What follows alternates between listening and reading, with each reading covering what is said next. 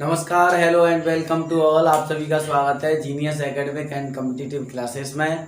तो आज का हमारा टॉपिक है ब्लड। आपको आज के बाद ब्लड की कभी भी कोई भी वीडियो नहीं देखनी है। हमारी वीडियो देखने के बाद आपको इतना ब्लड आएगा, अगर आपसे कोई पूछता है कि आपको क्या आता है तो आप बोल दो हमको ब्लड आता है।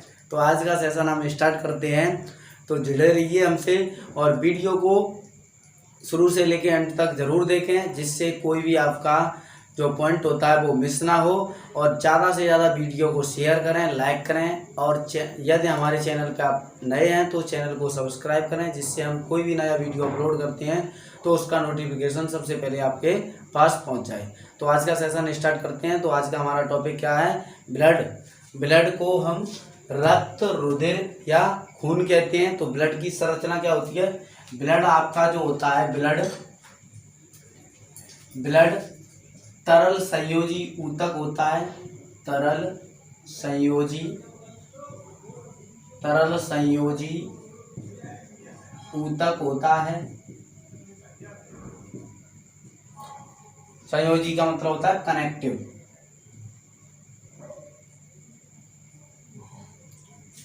कनेक्टिव टिश्यू होता है। यानी कि ब्लड जो होता है वो तरल संयोजी ऊतक होता है। ब्लड का निर्माण या रुधिर का निर्माण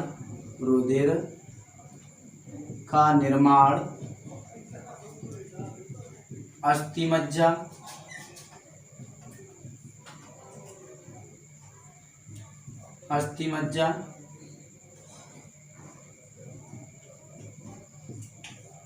या बोन मैरो।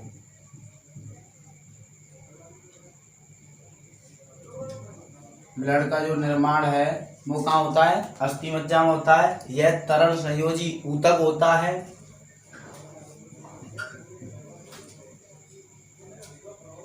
ब्लड की जो संरचना होती है या ब्लड का संगठन जो होता है, रुधिर का संगठन।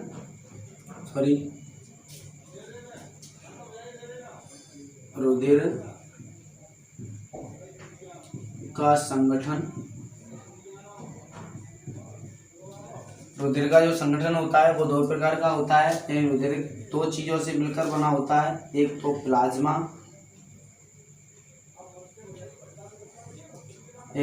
होता है और दूसरा होता है रुधिर कणिकाएं।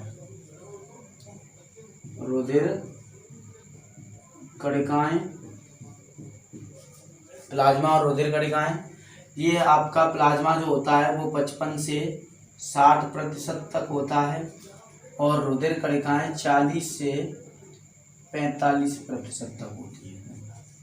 तो प्लाज्मा कितना होता है? 55 से 60% तक और रुधिर कणिकाएं जो होती हैं वो 40 से 45% तक होती हैं। यह तरल संयोजी ऊतक होता है और रुधिर के निर्माण की प्रक्रिया को हीमेटोपाइसिस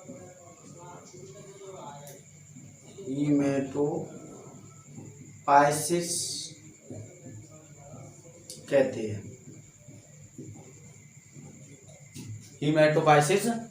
ब्लड का जो निर्माण होता है, रुधिर या खून बनने की जो प्रक्रिया होती है उसे क्या कहते हैं? हीमेटोपाइसिस कहते हैं। रुधिर का निर्माण कहाँ होता है? अस्थिमज्जा में होता है। कई बार कॉम्पिटिटिव एग्जाम में पूछा गया है कि जो रुधिर का निर्माण होता है वो कहाँ होता है, तो अस्थिमज्जा में होता है। और रुधिर का जो पीएच मान होता है, रुधिर का पीएच मान 7.4 होता है। इसकी प्रकृति जो होती है वो क्षारीय होती है, यानी क्षारीय प्रकृति का होता है। रुधिर के अध्ययन को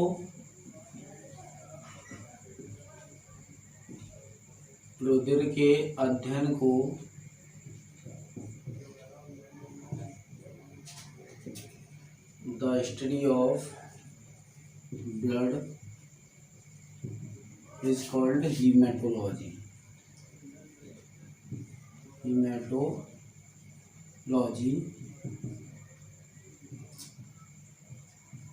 हीमेटोलॉजी। ब्लड के अध्ययन को क्या कहते हैं? हीमेटोलॉजी कहते हैं। ब्लड की संरचना या ब्लड की संरचना क्या होती है? ब्लड की संरचना के बारे में मैंने आपको बता दिया, प्लाज्मा और रुधिर कणिकाएं से मिलकर बना होता है। अब प्लाज्मा के बारे में चर्चा करते हैं। प्लाज्मा क्या होता है? तो प्लाज्मा जो होता है, प्लाज्मा उसमें 90% जल होता है, 90% जल होता है और 10% अन्य पदार्थ होते हैं, जिसमें 10% में 7 से लेके 8% तक आपके प्रोटीन होते हैं। क्या होते हैं?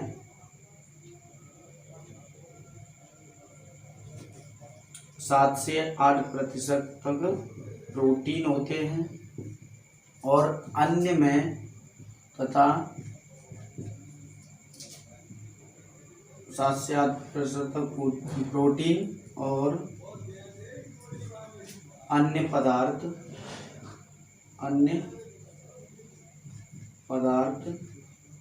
जैसे खनिज लवण, वसा, कार्बोहाइड्रेट,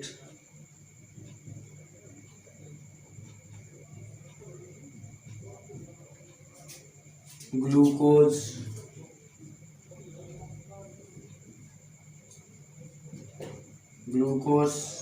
बिलिरुबिन,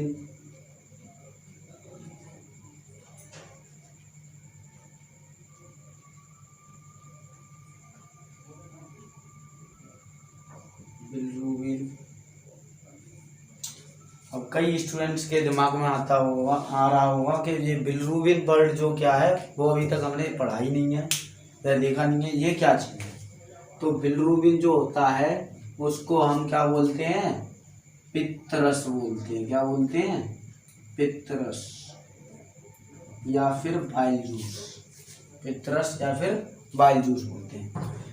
तो प्लाज्मा की जो संरचना होती है, प्लाज्मा में 90% जल होता है, 10% में 7 से 8% तक प्रोटीन होती है और अन्य पदार्थ जैसे बकाया में खनिज लवण, वसा, कार्बोहाइड्रेट, ग्लूकोज, बिलिरुबिन इत्यादि होते हैं।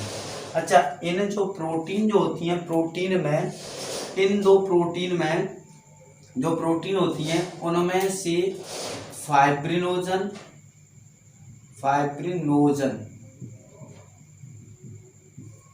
इनमें से फाइब्रिनोजन नामक प्रोटीन, यानी प्लाज्मा से अगर हम फाइब्रिनोजन नामक प्रोटीन को हटा दें तो बचे हुए पदार्थ को, इसको निकालने के बाद बचे हुए पदार्थ को क्या बोलते हैं? सीरम कहा जाता है। सीरम, जो त्वचा की ऊपरी परत को बनाने में सहायक होता है, यानी जो क्या करता है? जो त्वचा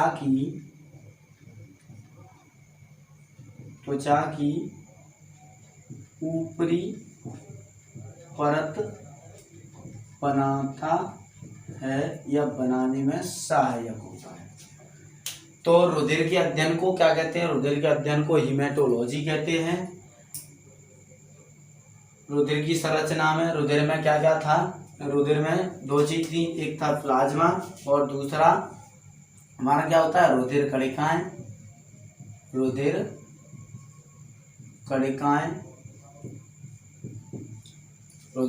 होती हैं। और प्लाज्मा में 90% जल होता है, 10% में 7 से 8% तक प्रोटीन होती है और अन्य पदार्थ जैसे खनिज लवण, वसा, कार्बोहाइड्रेट, ग्लूकोज, बिलिरुबिन या पित्तरस। अब चर्चा करते हैं प्लाज्मा में प्रोटीन कौन कौन सी पाई जाती है।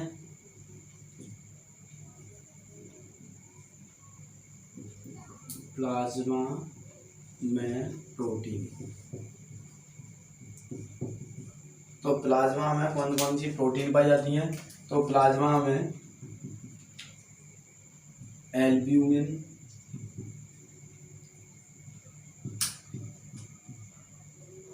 दूसरी होती है आपकी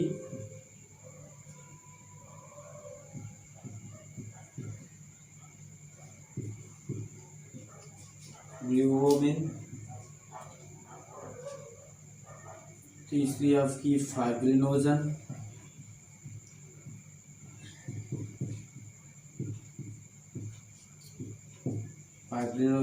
और प्रोथ्रोम्बिन।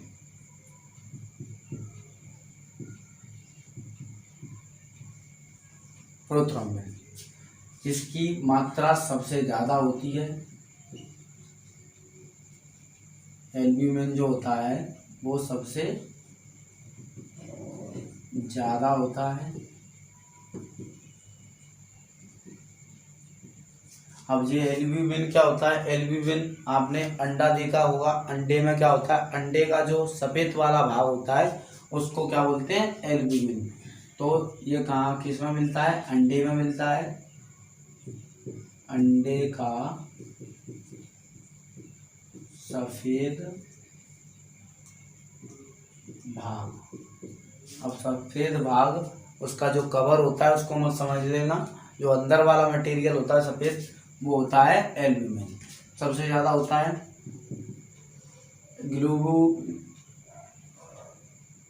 ये आपके एंटीबॉडीज बनाते हैं।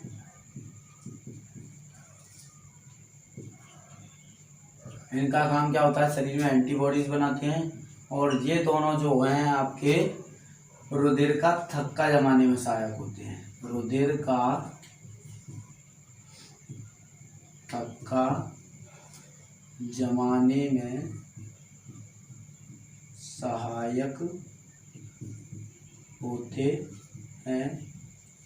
यानी कि बात अगर प्रोटीन की आती है कि रुधिर का थक्का जमाने में कौन कौन सी प्रोटीन भाग लेती हैं, तो फाइब्रिनोजन और प्रोथ्रोम्बिन। यदि हम तत्व की बात करें कि तत्व कौन सा रुधिर का थक्का जमाता है, तो कैल्शियम जमाता है। और अगर हम विटामिन की बात करें, विटामिन जो रक्त का थक्का जमाने में सहायक होता है, तो कौन सा होता है? विटामिन के, फिलोक्विनोन। इसकी कमी से क्या होता है? रक्त का थक्का नहीं जमता है। तत्व की बात आती है कि कौन सा तत्व रक्त का थक्का जमाने में सहायक होता है, तो कैल्शियम।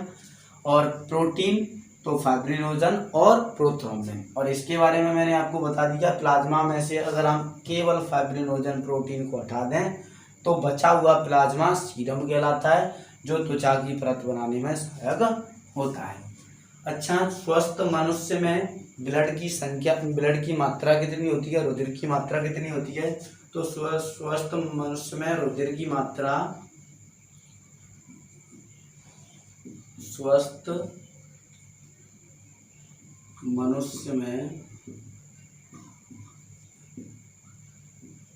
रुधिर की मात्रा कितनी होती है? 5 से 6 लीटर तक होती है।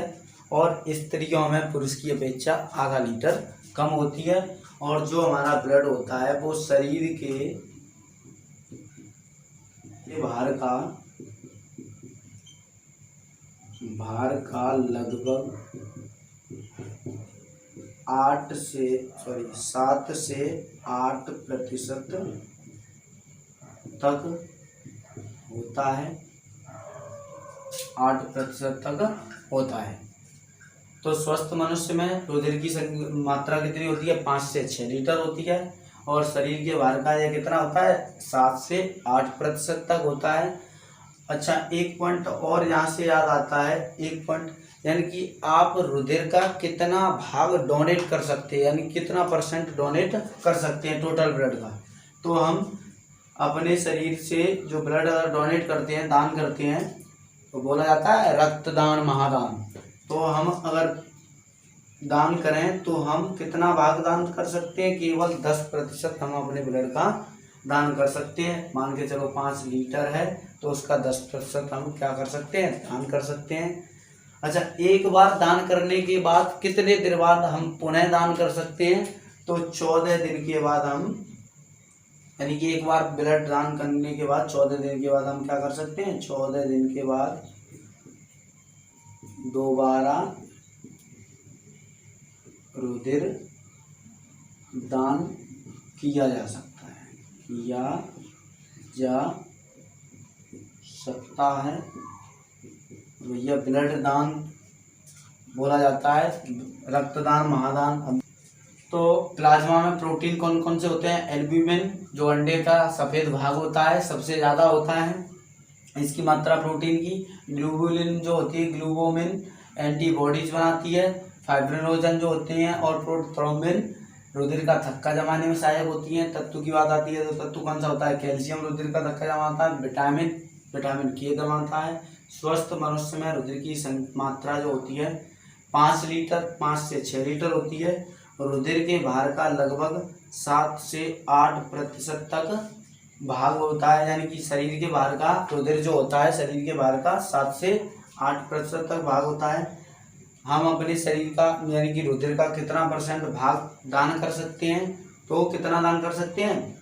10% भाग दान कर सकते हैं। और एक बार दान करने के बाद हम दोबारा अगर दान करना चाहें तो कब दान कर पाएंगे? 14 दिन के बाद। तो रक्तदान के लिए न्यूनतम उम्र कितनी होनी चाहिए? रक्तदान के लिए न्यूनतम या कम से कम उम्र कितनी होनी चाहिए? न्यूनतम उम्र तथा रक्तदान के लिए अधिकतम उम्र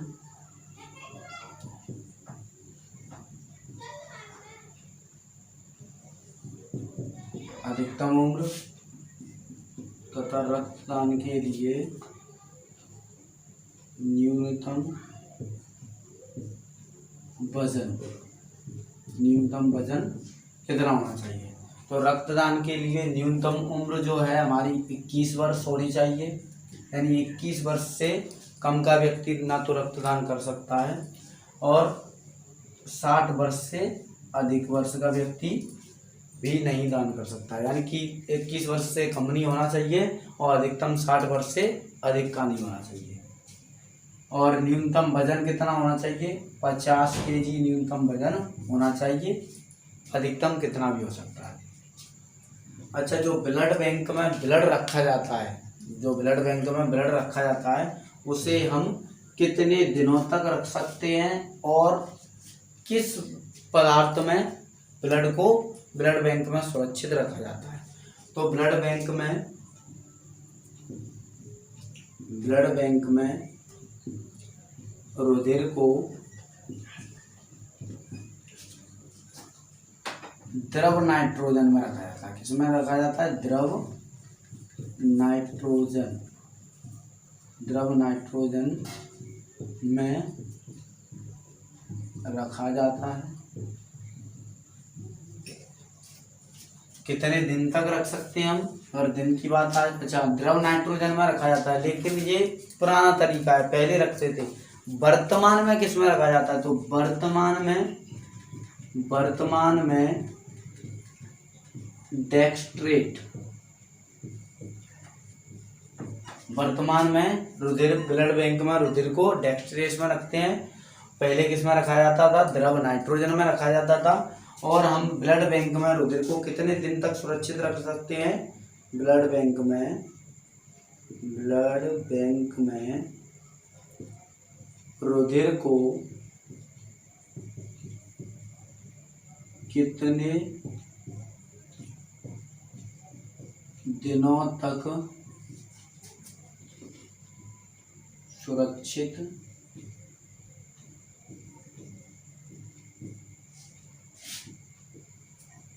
रख सकते हैं? तो 48 दिनों तक। कितने दिनों तक? 48 दिनों तक। 48 दिनों तक। तो रक्तदान के लिए न्यूनतम उम्र कितनी होनी चाहिए? 21 वर्ष होनी चाहिए। अधिकतम कितनी होनी चाहिए? 60 वर्ष होनी चाहिए। और न्यूनतम वजन जो है रक्तदान के लिए वो कितना होना चाहिए? 50 किलो होना चाहिए। ब्लड बैंक में रुधिर को किस में रखा जाता है सुरक्षित? तो द्रव नाइट्रोजन में रखा जाता है, लेकिन पहले रखा जाता था। अब वर्तमान में किसका प्रयोग रखा भी जाता है, लेकिन वर्तमान में अब डेक्स्ट्रेट का भी प्रयोग करने लगे हैं। ब्लड बैंक में रुधिर कितने दिनों तक सुरक्षित रखा जा सकता है? तो 48 दिनों तक हम रख सकते हैं। और वो आपको बता दिया, एक बार ब्लड डोनेट करने के बाद या दान करने के बाद, रक्तदान करने के बाद कितने दिनों बाद हम पुनः दान कर सकते हैं, तो 14 दिनों बाद पुनः दान कर सकते हैं। तो आई होप आपको वीडियो या हमारा सेशन अच्छा लगा होगा। तो अगली जो स्लाइड हमारी रहेगी उसमें हम चर्चा करेंगे रुधिर कणिकाओं के बारे में। रुधिर कणिकाएं कितने प्रकार की होती हैं, तो रुधिर कणिकाएं 3 प्रकार की होती हैं, RBC, WBC, platelets, erythrocyte, leukocyte और थ्रोम्बोसाइट। लाल रुधिर कणिकाएं, श्वेत रुधिर कणिकाएं और प्लेटलेट्स, इनके बारे में हम चर्चा करेंगे अगली वीडियो में। यानी कि इनकी संख्या कितनी होती है, तो आरबीसी की संख्या 50 से 55 लाख होती है प्रति 100 ml प्रति घन मिमी, प्रति 100 ml घन मिमी में होती है। और डब्ल्यूबीसी या ल्यूकोसाइट की संख्या जो होती है वो आपकी 6000 से लेके 9000 या 10000 के बीच में होती है। और जो प्लेटलेट्स होती हैं वो आपकी 2.5 लाख से 4 लाख के बीच में होती हैं, या फिर 1.5 लाख से 4 लाख के बीच में होती हैं, जिनकी संख्या कम हो जाती है कौन से बुखार में, डेंगू बुखार हो जाता है तो सबसे ज़्यादा किसकी कमी आती है, प्लेटलेट्स के में। तो अगली जो वीडियो हमारी रहेगी उसमें हम चर्चा करेंगे आरबीसी, डब्ल्यूबीसी और प्लेटलेट्स के बारे में। तो जुड़े रहिए हमारे चैनल से। तो हमारे वीडियो को ज़्यादा से ज़्यादा लाइक करें, शेयर करें, और चैनल पे यदि आप नए हैं तो चैनल को सब्सक्राइब करें और बेल आइकन को प्रेस करें, जिससे आपको हमारे वीडियो का नोटिफिकेशन सबसे पहले पहुंच जाए। और इसी के साथ साथ हमारे फेसबुक पेज को फॉलो करें और टेलीग्राम चैनल को ज्वाइन करें। और हमारा जो फेसबुक पेज है वो genius academic and competitive classes के नाम से ही है, और हमारा टेलीग्राम चैनल भी इसी नाम से है, जिसकी जो लिंक है हम इस वीडियो में आपको दे देंगे। डिस्क्रिप्शन में इसकी लिंक आपको मिल जाएगी। Thanks for watching.